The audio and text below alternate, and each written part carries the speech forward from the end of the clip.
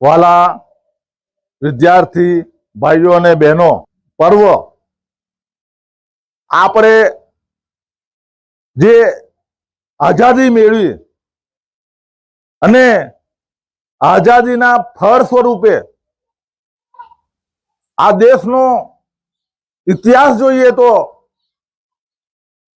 હજારો વર્ષ સુધી આ દેશે ગુલામી ભોગવી છે મિત્રો. અને આપણે 15મી ઓગસ્ટ અને 1947 ના દિવસે સ્વતંત્ર થયા, દેશનું બંધારણ ઘડાયું. તેમાં મેઇન રોલ તો આપણા ગાંધીજીએ ભજવેલો અને સાથે સાથે તેમની સાથે અનેક કાર્યકરો જોડાયા હતા. અનેક મુશ્કેલીઓ તેમને વેઠેલી એ ઇતિહાસ તેની સાક્ષી પૂરે છે.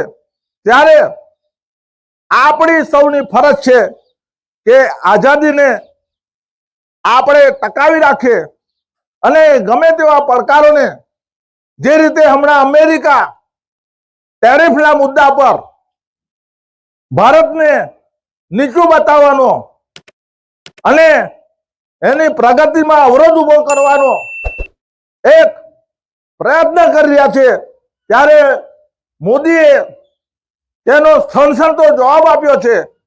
અને અમે આઝાદ છીએ અને ગમે તેવા પડકારોને પણ સામનો કરી શકીશું એ તાકાત ધરાવીએ છીએ અમે મિત્રો.